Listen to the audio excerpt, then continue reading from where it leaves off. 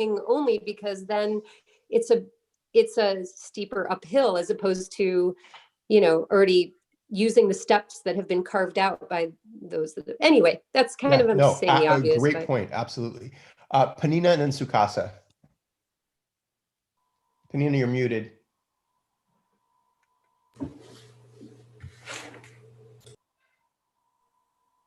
Well, can I throw in something while you're... Of course, Karen. I just wanted to say, if we want to jump off into a totally analogous in a way, I guess, think of a person like an Elon Musk.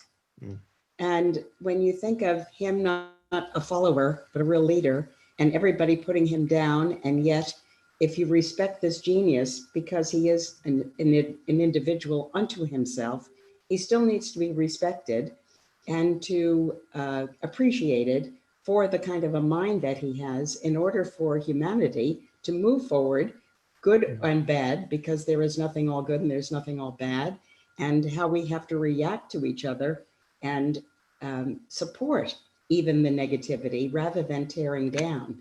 And I think that's something that we all can, I feel that we criticize so quickly and we don't wait because we're so impatient.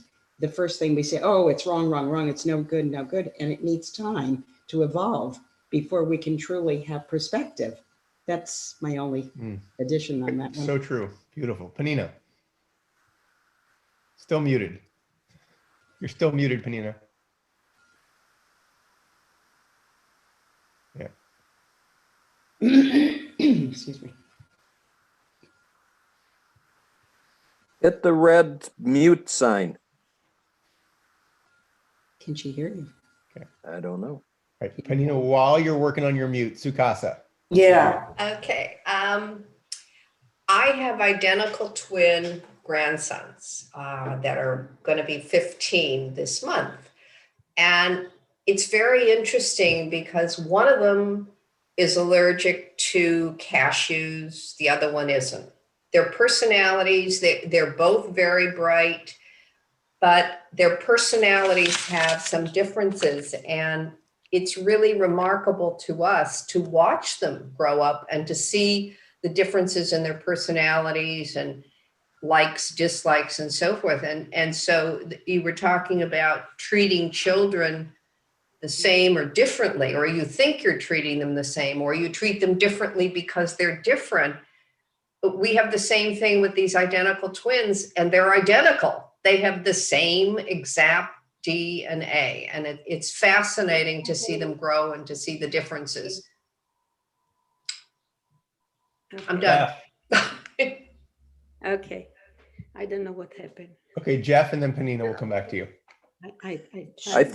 I think this entire sequence of the deathbed testimonial and characterizations of the 12 children is a really important lesson in the fact that you have to respect and state that diversity is a positive quality.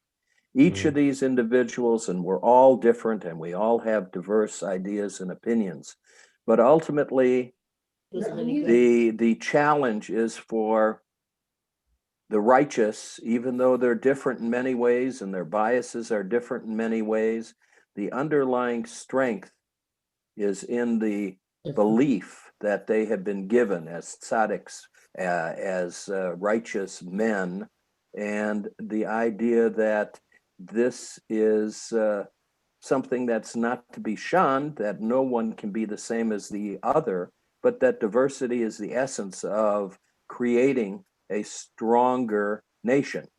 And each of these qualities of each of these tribal leaders, the sons, is respected and needed to create the whole. Absolutely, and I think that the diversity or the multivocality, you might say, of Judaism and of the Jewish tradition is one of the things I think, at least in the space of Western religious traditions, makes Judaism unique, and I think makes Judaism, again, from a biased perspective, strong. Penina.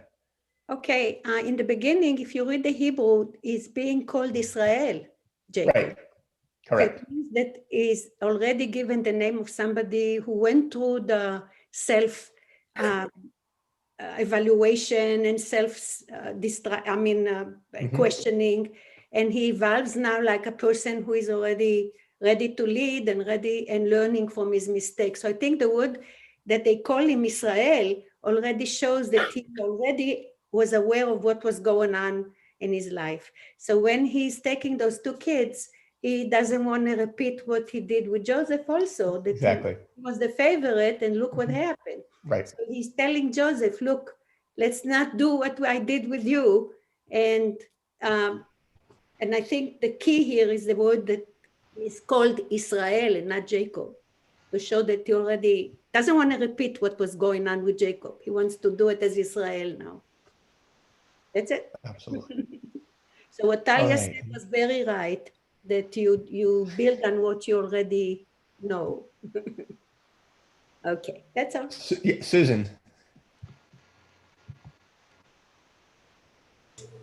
Okay, I'm unmuted now.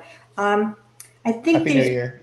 First of all, he actually is blessing the younger, which is what he was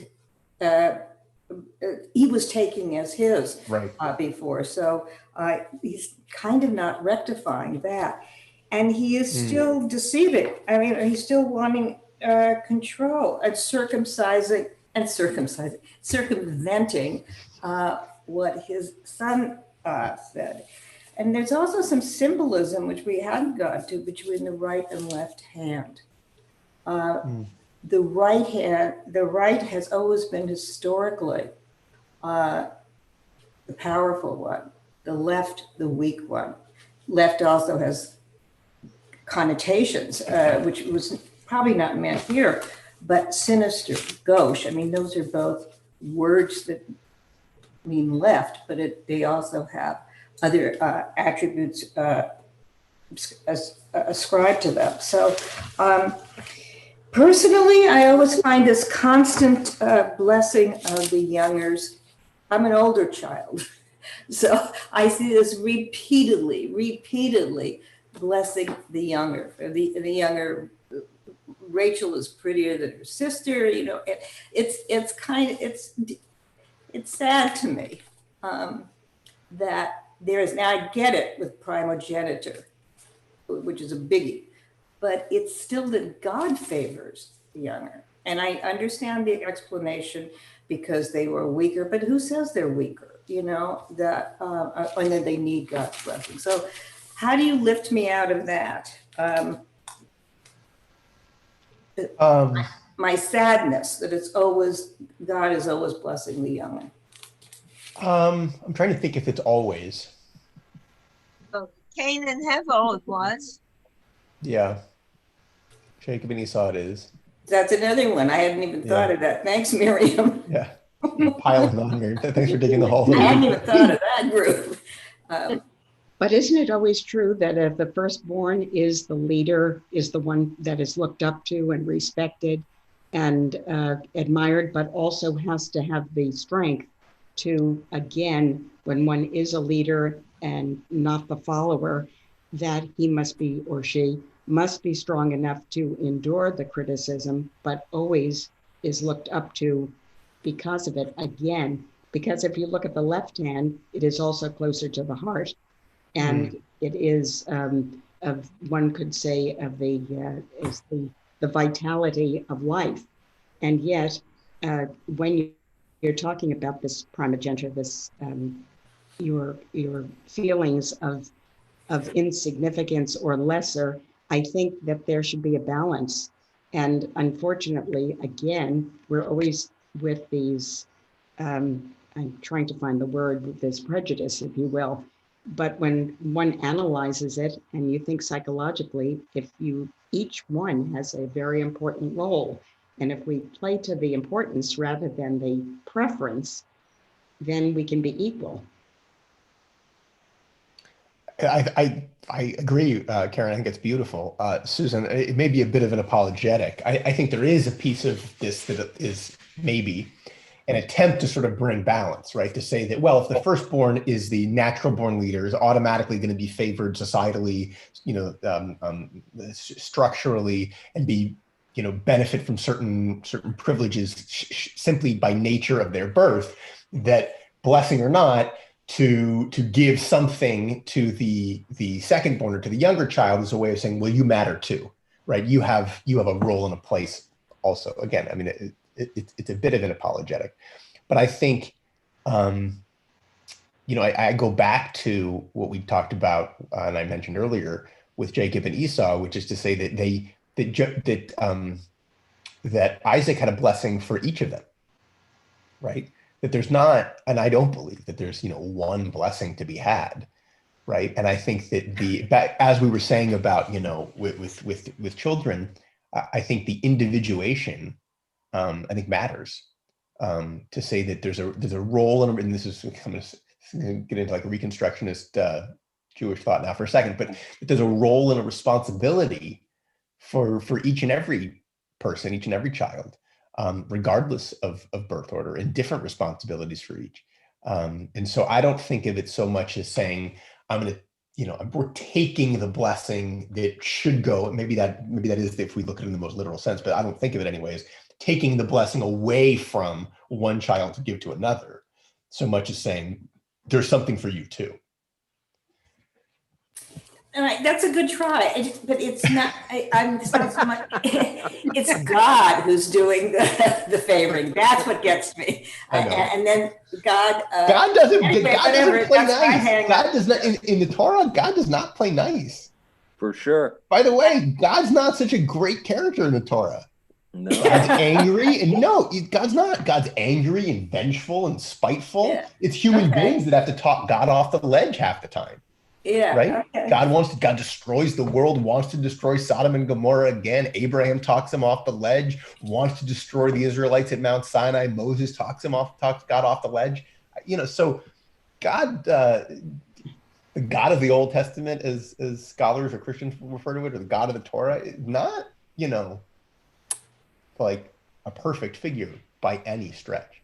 There's a distinct difference in all the brothers, in the sense that each of the cases in which the brother is overshadowed, it's because they are people of the earth. They are the hunters. They are the hunter-gatherers. They are the people who are not enjoined in any righteous study or anything that resembles a worthy line of inheritance through understanding the laws of the Torah. Even though they may not have existed until Sinai, they were implicitly known and taught.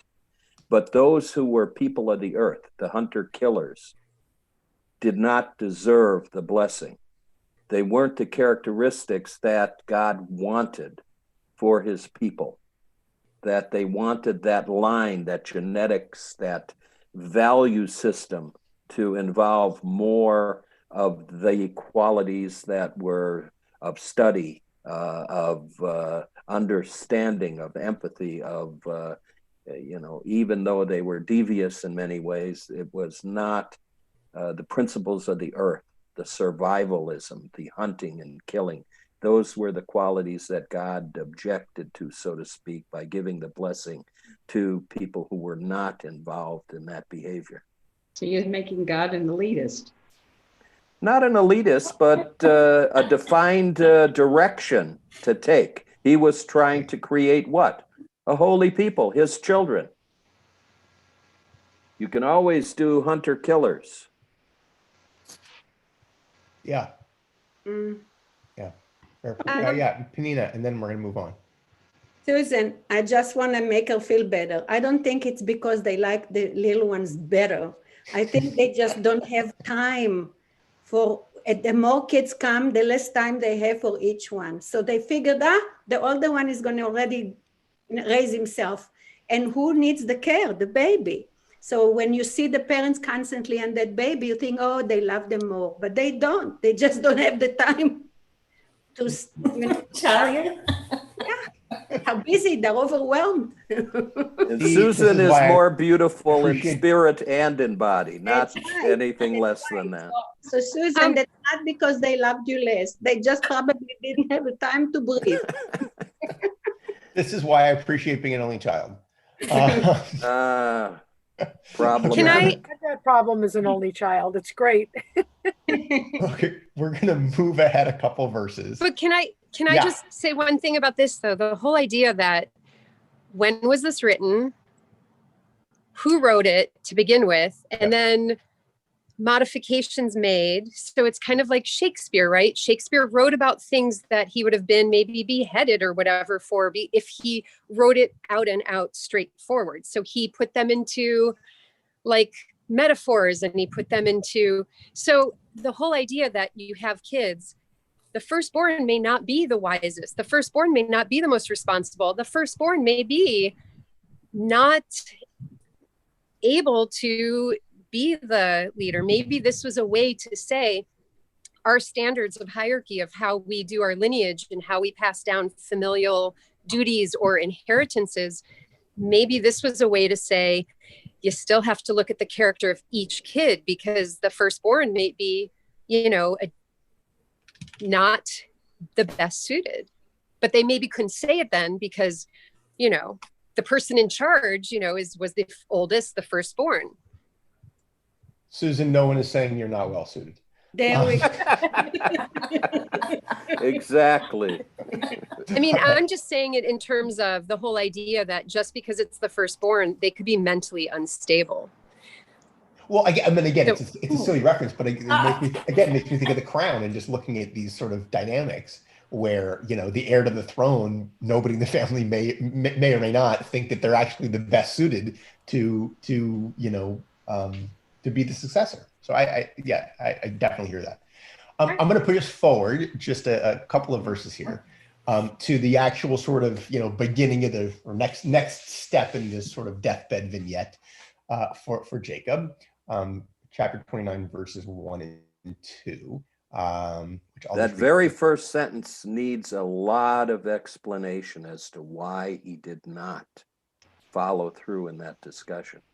I've asked this question to a couple of rabbis and they gave me a very glib answer, but well, let's read it and then you can ask me the question, Jeff.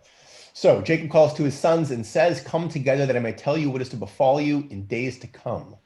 Assemble and hearken, O sons of Jacob, hearken to Israel your father." So what's your question, Jeff? in the other readings, not this translation, it says, "What I will tell you about the end of days." Yes. And the question becomes, what prevented him and why from not relating to them what will befall the Jewish people at the end of days? I'm just looking at the Hebrew. Hang on. That's Chaim says end of days. Yes. Right. One Several says, texts too. Yeah. that's not a correct translation. Yeah, it's not. Days to come means days to come, but Yeah. Aharit Hayamim means the end of days. Yeah, you're right. The Bible does say Aharit Hayamim. Yeah. So that's strange that they translated it this way. Correction, it does say days to come in its Chaim, not end of days, which is different. Give me a second here. Hang on. The Chumash reads it the opposite way. Well, in the beginning, Just a second. Art scroll, Chumash? Give me Yes. a second. And I will confess, I don't know where this exact translation that's on the screen came from, which is sloppy. I apologize. Yeah, and it's also missing the Hebrew. You're right. It's also missing. Oh no, it's not missing Hebrew. It's Aharit Hayamim's there. It's just in the wrong place. It got misjustified, which happens. that's right. So for what it's worth, just to play devil's advocate here, right? Jewish Publication Society, new translation, days to come, which is the same as this translation. They shouldn't do that. That's the trouble. The words can be translated in many ways, and it can change the altered meaning so drastically that it makes it difficult. Susan, I'll put you on the spot. Is there a note in Eitz Chaim? Yes, it says, hearken, the repetition of a word at the, wait a minute, that's the wrong one. In days to come. The phrase, Wait, sorry. Eitz Chaim says days to come or end of days? in the future, a time without precise definition. Right. And Yeah, it's I mean, The other I way think, Jeff, we can Jeff disagree. had put it I was think the it's end of very fair to days say is that going this to is, be a part just in the future. Go ahead, Susan. 2021. Yeah, I think it's very fair to say this is saying, I'll tell you what's going to happen down the road, not what's going to happen, at the end of the world. Right. And it's interesting because in the contemporary Torah, it leaves it as in days to come. Yeah. It's the exact same translation. Yeah. They didn't change that to anything contemporary. No, that's the JPS translation. Yeah. Right. So that's the beauty of it, is that it's open to translation and interpretation. So Right. if you want to interpret it in a doomsday, blah, blah, blah, then that's your perspective. And as a community, we have a choice of how we want to perceive some of this and what we want to follow as being a guideline for study, living. It's an opportunity rather than a bad thing. Yeah, and we're going to get a little bit of this in one of the, assuming time permitting, in one of the commentaries, sort of Jacob trying to kind of give some advice, as it were, to his kids. Read the last sentence in your display paragraph. Well, hang on. Last sentence. We're gonna read the whole thing. We're gonna read the whole thing, Jeff. Okay, somebody want to read this from Talmud? Our rabbis taught. How did they wrap up the Shema? They recited, "Hear, O Israel, the Lord our God, the Lord is one." And they did not make a pause. This is Rabbi Meir's view. Rabbi Judah said, they did not make a pause, but they did not recite, "Blessed be the name of his glorious kingdom forever and ever." And what is the reason that we do recite it?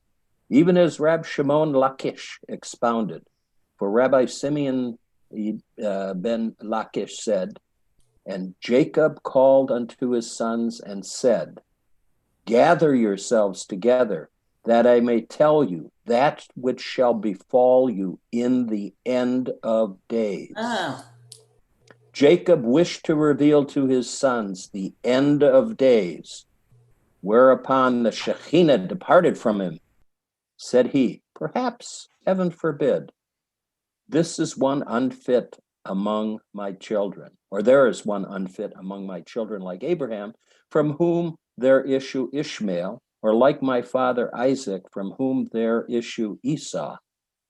But his sons answered him, Hear, O Israel, the Lord our God, the Lord is one. Just as there is only one in thy heart, so is there in our heart only one. In that moment, our father Jacob opened his mouth and exclaimed, Blessed be the name of his glorious kingdom forever and ever. Said the rabbi, how shall we act? Shall we recite it? But our teacher Moses did not say it. Shall we not say it? But Jacob said it. Hence, they enacted that it should be recited quietly. Before we get into the whole end of days thing, so this is, and I talked about kind of contemporary, practice things. This is why we say Baruch Shem Kavod Malchuto Le'olam Va'ed when we say Shema. Because if you look at the text in the Torah, right? Shema appears in the Torah. Shema Yisrael Adonai Eloheinu Adonai Echad. Anybody know what the next verse is? Ve'ahavta Adonai Elohecha. Right? There's no Baruch Shem Kavod. It's not there, right? Mm-hmm. In the Torah, it goes straight. Shema Yisrael Adonai Eloheinu Adonai Echad, right into Ve'ahavta, right? And so this is this kind of, I think it's fair to say, imagination of the rabbis, imagining, right? So this is this debate, right? So why do we say this, and why do we whisper it, right? In more traditional communities, it said, not at the same volume as Shema, and the reason it's said more quietly is because it's like, we're sneaking it in kind of between the two pieces of text, and that's really why, right? So they imagine this whole deathbed scene from Jacob in this week's Parshat, where Jacob is worried, that his kids are like going to lose their way and not worship God, and they're going to become polytheists, and they're going to be all over the place, and right. And so the rabbis imagine that the kids are saying to Jacob, Shema Yisrael, listen, Dad, Jacob, right? We get it. Adonai is our God, the only one, right? And that brings this sense of relief to Jacob, who responds to them in kind of a gasping, deathbed whisper. Baruch Shem Kavod Malchuto Le'olam Va'ed, blessed is God's name and God's sovereignty forever and ever, right? So this little piece of the Babylonian Talmud from Pesachim, this is the explanation as to why and for what reason, right? And you see at the end here, the explanation, but Moses didn't say it, meaning basically it's not in the Torah, right? But we say it because Jacob did. So that's just a little tidbit of the reason that is how it plays out in every service, not mincha, I guess. So twice a day, every day, the world over. Okay, now if people want to jump into either that or back into the Armageddon ends of days thing, have at it. What happens next is an interesting question, at least for me. My hand up. Yeah, go ahead, Miriam. For those of you who have any pictures of the Chagall stained glass windows, which are in the Hadassah Hospital Chapel, it would be very interesting. Or if you don't, I don't know, maybe the internet will bring them up in color for you. And then you can open your Bible and read exactly how Chagall got to put those pictures on. And I'm not saying you should do it. I'm just want to share the thought that you might enjoy doing that. And then you'll know why he has water for Reuben, et cetera, and it will become a little more meaningful to you. I'm just giving you that suggestion. Thanks, so interpretation. All right, go ahead, Jeff. The very ending of this Parsha is a little bit disturbing for me.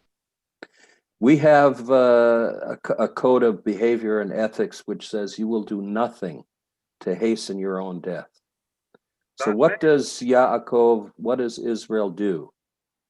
He jumps up on his bed and he promptly expires and chooses to die. Now, I don't know what that means, but it seemed a little strange to me that would be expounded about him, in essence, allowing his life force to expire. I don't know whether that's discussed anywhere by any of the rabbis or whatever, but that was just something which seemed a bit out of character. I'm sure it's discussed somewhere. I've never come across it. I do think, and maybe this is dancing on the head of a pin, I do think there's a difference between, actively hastening one's death and, doing something, let's imagine it's true. Somebody who's, and you're a physician, that somebody who's feeble, jumping up out of bed, I don't think is the same thing as committing suicide or as, taking a bottle of Vicodin or, dosing up on morphine drip or whatever, right? Doesn't mean it's a good idea. Doesn't mean it may not, cause you to die sooner than you would have. But it may be bad judgment, but I don't know that it's the same thing. Panina. I think that when they say Be'acharit Hayamim, it's the end of the saga of Jacob. Yeah. It's not, doesn't mean that he dies right after that.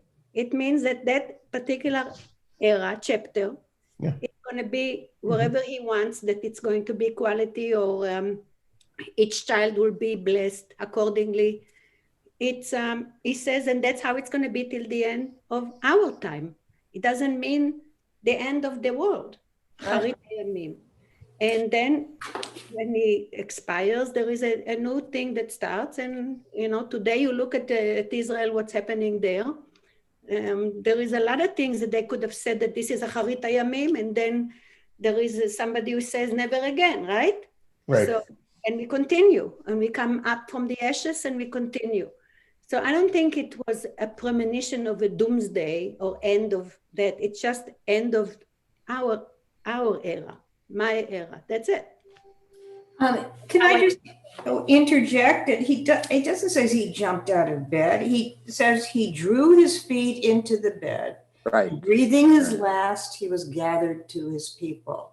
So he's dying. Anyway, that's why the whole ritual of blessing the sons. Yeah, he died. Not everybody else with him. He died, and that was the end of his era. He was old. He was dying anyway. He drew, and I think it's just beautiful. He drew his feet into his bed, and breathing his last, he was gathered to his people. Right. it's a poetic end to his life. Not that he's suicide, but the explanation here, just if you want to, Jacob is described as lifting his feet to begin his journey after his dream in the ladder at Bethel. He was lifting his feet there, and now he's drawing his feet into himself and accepting that he's old and dying. Very confusing. And as far as Chagall putting a cow on the roof, I don't know about that. Yeah. I don't think that's in the Hadassah murals. No, it surely is not. I'm conscious of the time, so I do want to push us just a little bit forward. We're going to skip one text here, but I'm going to go a little bit further. Okay, so this is a piece from commentator Sforno, who is a 15th century Italian commentator. Does anyone want to read this? Do I have to read? I'll read it, but the Hebrew will preserve the teachings Israel taught throughout his life. When you do that, you will be entitled to call yourself Bnei Israel, the children of Israel. He, on the other hand, will be proud to call himself your father. It means that you, as well as I, can. Who's he referring to in the pronouns? He, on the other hand, who's he? Jacob. Okay, will be proud to call himself your father. It means that you, as well as I, have contended successfully when facing challenges set for you by God and by man. As a result, you will not forfeit the good God has in store for you. Right. That by by basically, as we kind of said earlier, in a way about blessing each child as themselves, right? If you sort of follow and emulate the best of Jacob, the best of Israel, right? Then you're proud to be his descendant, and he's proud to be your father, and you'll rise to the challenges that face you, right? Which is kind of part of this idea that, right, of Jacob trying to leave, I think, his children with this notion. I almost think of it as a sort of, ask yourselves, kids, I won't be here, but what would Jacob do in whatever situations you're sort of in, right? And then we have this long text from Akedat Yitzhak, which is also 15th century Spanish commentator. For those who were with us, I don't know, it feels like a year ago now, but a month or so ago when we talked about the golden age of Spain, Akedat Yitzhak was a commentary from that period, which I'll read quickly. And it may seem unrelated, but it's connected, and you'll probably draw the connections, right? This is to the idea of, Jacob really trying to impart wisdom and blessing upon his children, in these final moments of his life. So Akedat Yitzhak says, to the extent that man is able to amass both physical and material assets, he is able to share his wealth. A rich man can enrich others in accordance with the amount of personal wealth in excess of his needs. A man of renowned moral stature can transmit to others some of his qualities he has acquired. Whereas physical powers have a tendency to decline with advancing age, spiritual powers are enhanced by the onset of age. As a result of this phenomenon, blessings and prayers for others are usually reserved till near life's end, since at that point the person bestowing them is at his spiritually most potent. Jacob imparted both blessings and insights to his children when on his deathbed, right? Because that's the question sometimes. Well, why does he wait till, he's about to die to have this conversation with his kids? Why doesn't he do it, when he's in great health 20 years earlier, right? This is sort of that thinking is that, there's your wisdom, your physical strength may not, your financial solvency may not, but your hopefully, barring intellectual challenges, your wisdom increases, throughout life. What period of time was this idea actually practiced of a spiritual will, of this type of discussion with your children before you die? That's a good question. Well, that's a good question. We can assume that in some way it happened, in biblical times, because we have different versions of it in the text, right? I certainly, but I know that the idea of a, rabbi leader, many will probably remember, I think gave it in a sermon, but wrote a piece in the bulletin many years ago, like 15, 20 years ago, probably, about an ethical will. Right. Right. And what is it to write an ethical will for your children, not just, for your assets. But maybe not in that sense, but I think that in some sense it clearly has been an idea, at least for several millennia, because we have the basis of it and evidence of it here, and at the very least, this text is commentaries 6-7 centuries old. One last piece, and then we can talk about it in our remaining time. This is another contemporary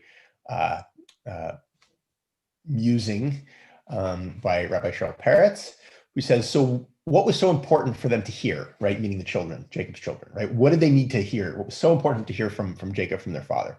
The criticism, their past mistakes, or perhaps what Jacob wanted them to hear was that despite the challenges they faced and the consequences of their actions, each was still a part of the family, still welcome at his side. Furthermore, he wants them to know that each of them would be part of the new nation in formation. The past was not forgotten. Rather, it had become a part of who they were and where they stood. Regardless of what they had done in the past, they would remain part of the covenanted people and would continue to carry with them their strengths, their weaknesses, their experiences, and their witnesses. Jacob's blunt honesty is at once his own acceptance of each one and his vision of their future place in the ongoing destiny of our people. What? Then and only then could Jacob find the words to bless each one of them with the blessing they needed. Then and only then could Jacob find the peace to face his creator. I think it's beautiful in that it ends where it really began. Beautiful. Right? That was the discussion we had at the beginning. Right. Yeah, Merle. So I'm struck by the word, by the part of the sentence, their experiences and their witnesses, because I think everything that we did, the last sentence in the, I guess the first paragraph. Yeah. So all that is carried on, but our experiences, no matter what age we are, who we are, where we've been and everything, makes our character and makes everyone else's character. We all have different experiences, and that may be a different discussion, but it still creates who we are no matter where we fall in that spectrum. Absolutely. Absolutely. I mean, many philosophers have argued we are little more than the sum of our experiences. True. But I have difficulty in accepting that only the aged have wisdom and the young do not. Oh, I have difficulty with that too, Karen. And I actually don't agree. think that's what is meant by this form of piece. I think it means that because I know plenty of people who are young with great wisdom, and frankly, plenty of people who are aged with little. Right. All due respect to them. I agree. Right. But I think it says that I would maybe we'll refine this a little bit and say that the opportunity for one's wisdom to increase, goes on, again, barring mental faculties, really for the majority of their lives, in a way that other things don't, right? Certainly one's physical ability does not continue to grow with age, but their capacity for wisdom may. Now, they may not exercise that, or may not reach that. So I don't think it's meant to say that those who are young don't have wisdom. I think it's simply meant to say that wisdom can increase with age. Sure. And Rabbi, would you go back to that? Because I didn't read it as wisdom. I read it as spirituality, yeah. And spirituality, and I think there's some truth in that. I really, now that I'm at the other age level, I think there's some real truth in that. Because whereas physical powers have a tendency to decline with advancing age, spiritual powers are enhanced by the spiritual powers, not wisdom. Right. That's fair. Rabbi? Miriam.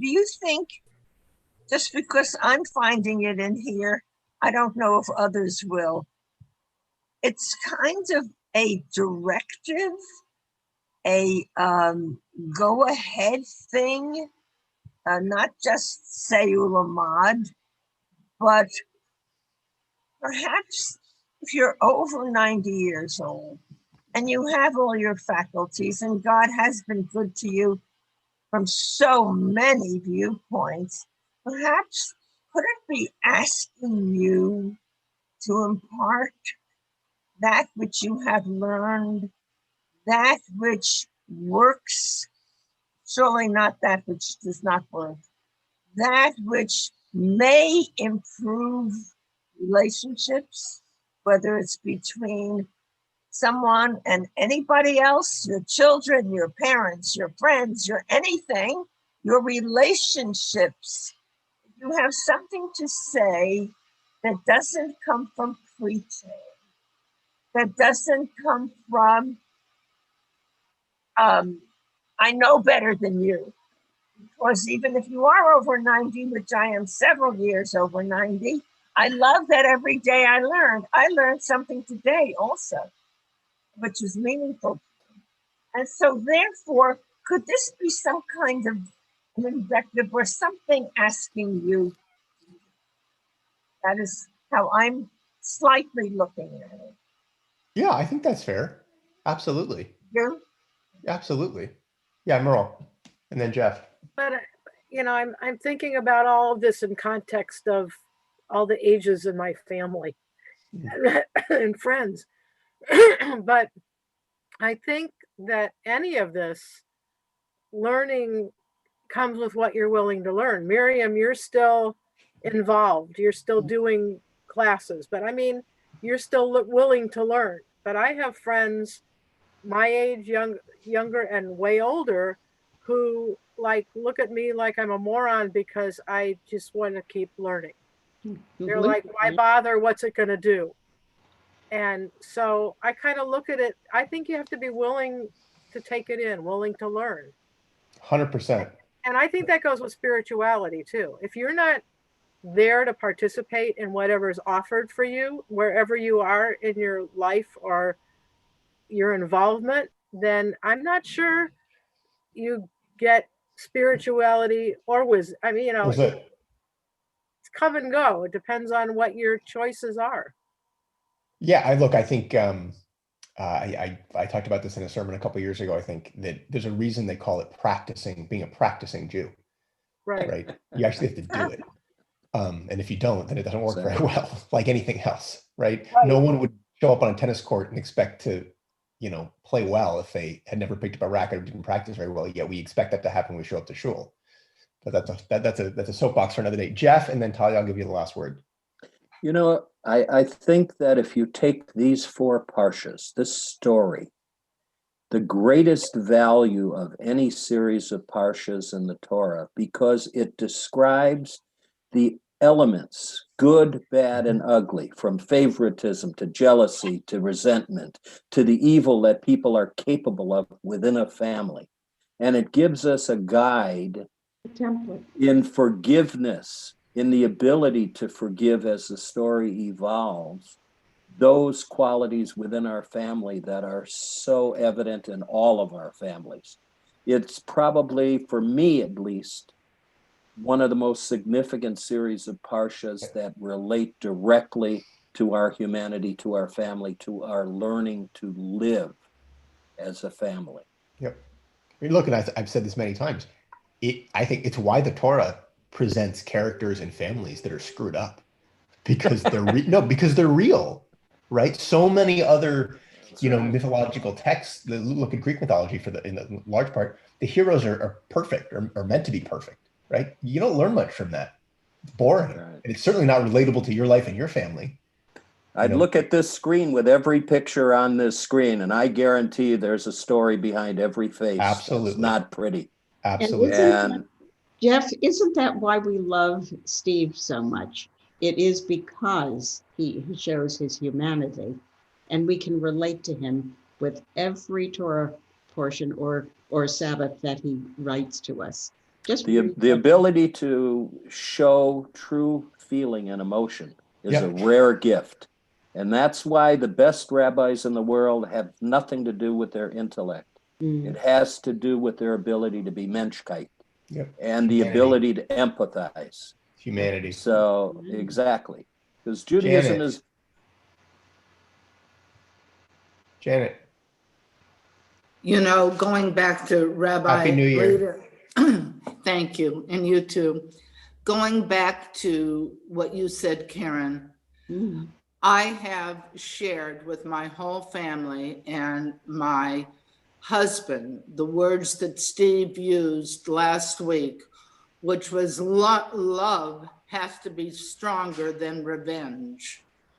And we all have those mean people in our lives, but love has to be stronger, and it takes you a long way. So I want to thank you, Rabbi Shapiro. I've listened in many, many times. Sometimes I haven't been able to get my face on, but, and today I was late, but Nan's husband helped me do it. Janet, it's still beautiful.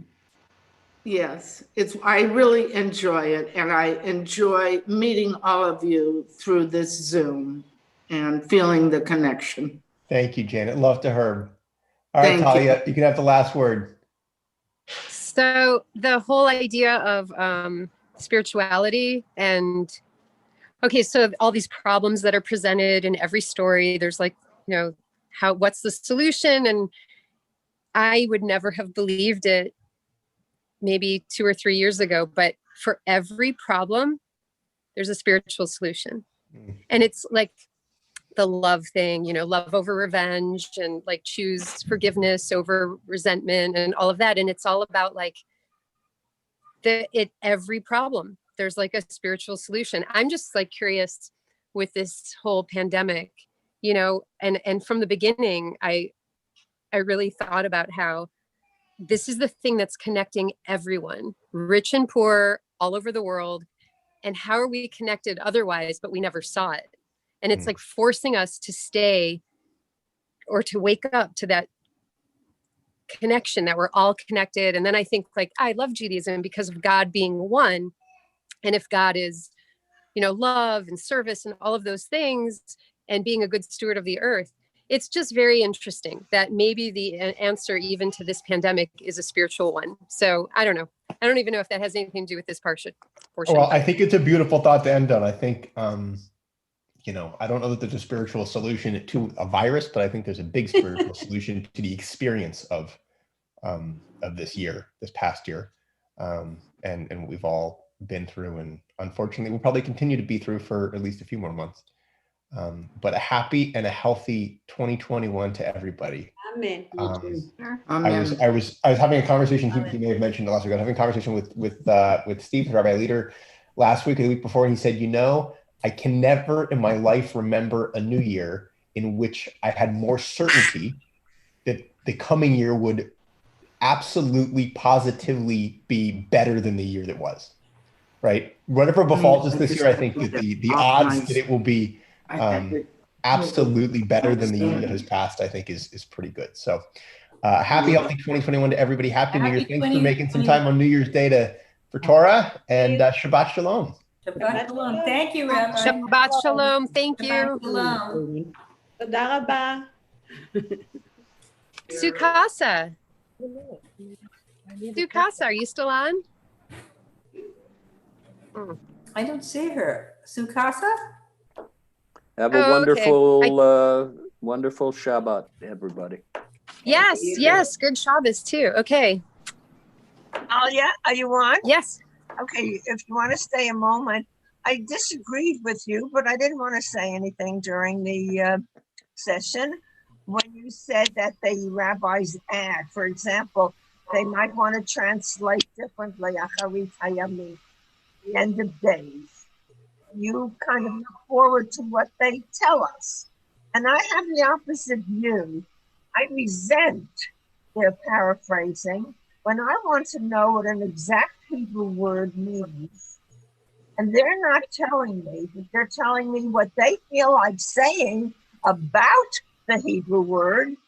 I resent it because maybe it's because I know Hebrew, but I don't want to hear their paraphrasing. Let them do it at the bottom of the page. Let them do it in a separate place. Let them do it in a midrash that they want to talk about, or a commentary, and say what they have to say. But when I read the Tanakh, from my personal viewpoint, I want to hear the translation of the sentences. Then we can paraphrase. Then we can talk about it. Then we can make commentary on it. but I don't want the commentary to be the translation. Then I'll But look. isn't it because the words are sometimes you cannot find the exact translation? No, So that's one no. word in Hebrew may mean something that we don't have the words in English to say. So different people are finding the best solution, the best translation for it. No, there is a Hebrew translation for it, and that's the Hebrew translation. Now you can put it down, and another version of the Bible, because there are several, will disagree, and you'll find another version. No, But you cannot ignore that Hebrew word and just ignore it, because that's what the Jewish Publication Society decided to do, because Rabbi Potok was in charge of it, and he was a very close dear friend of mine for many years. So I personally resent that. It should be said, but not there.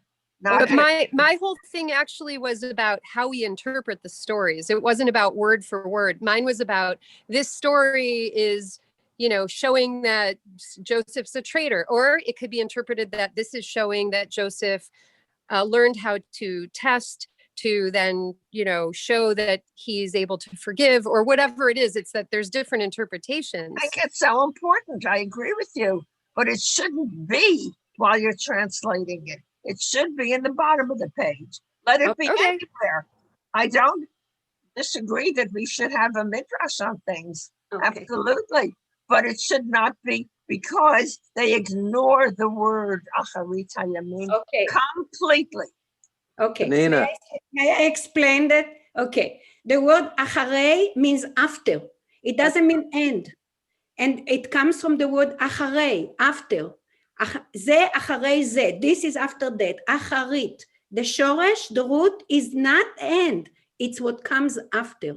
And what he's saying is that is the lesson that's going to be taught for the days to come after, the ones that were one after the other. It does not mean in Hebrew the end. I didn't want to interrupt, but if you look at the root, the Hebrew root, acharei, it's something that comes later. Yes. That's it. How do you say the end of days in Hebrew? Sof hayamim, the end, sof. Or ketz hayamim. Ketz, it's also the end, but not acharei. Acharit comes from the one after the other. Ani acharei. I know. Just a minute. Like following? Would it be like the following? Yeah, or the upcoming? Exactly. The days that will come after. Acharei is later. Acharei, one after the other. And I didn't want to keep on interrupting. Everybody had such beautiful thoughts and explanations. But if you really want to know the shoresh, the root of the word, it does not mean end. It means after. The ones who comes after. Now I think that the word achrayut also comes from that. Absolutely. It's what you learn from, and then this is what comes after. Yes. You take responsibility from something that you already did before. You knew, you learned before. Yes. Do you believe that there is an after? That's a very difficult question. I don't like to answer words of if. I always say it to people who ask me. If there is a if, I don't answer it because I don't believe in if questions. What do you believe? You're leaving it up to God. Do you believe that there is an afterlife? I believe if you're going to show me something that happened, but not an if thing, because if it may not happen. So why should I even answer it? Okay, so now you all know that I was raised in a house where we didn't believe in an afterlife. It was only that what you do now, and this will be your memory, and that is your legacy is your memory. That's how I've been taught Judaism growing up. Whether it's the corollary to angels, that, I was so excited. The corollary to that is that Judaism is, if anything, only an action-oriented religion. Right. It's what you do. It has nothing to do with the intellectual beliefs or the righteous thoughts that you have. You have to act upon them. Whether you call them mitzvah or whether you call them intrinsic behavior, none of that means anything unless you perform it within those people you love, your family, your community. But that's what I mean about there's a spiritual solution to this. Okay, with this virus, if someone told everyone, okay, stop eating meat, stop all this cruelty to animals, like to these living, breathing animals that have babies that they care for, many like pigs have social networks and, dolphins. And so if we were told stop with the killing and honor life and respect life, and then the virus would be lifted, would people do it? We can't even wear face masks, Talia. I know. People are so self-destructive. It's frightening. Right. Why? It doesn't make sense. I mean, is that the evil intention taking over your soul? What is that? It's crazy. It's insane. It's ego. It's ego and thinking that one can survive alone, self, as opposed to the greater good and the community and the larger group that you're a part of. Everybody had so many beautiful thoughts. I didn't want to stop it and tell you, but if you're really looking for I'm going to end with this because I don't want to repeat myself over and over, but next time when you meet with the rabbi, maybe you can tell him that you learn now that the word acharit does not mean end. It means just what that's it. So it's so wonderful to share with three of my favorite women. Honest to God, I'm so blessed. It's unbelievable. Thank you. Thank you. Have a wonderful day and a beautiful Happy weekend. New Year. And Happy New absolutely. Year and a long, healthy life and happy. A fulfilling Shana Tova, Amen, amen. abundant with simchot. Nachon. Thank you. Wonderful. Everyone too. Okay. Bye. And Shabbat Shalom. Shabbat Shalom.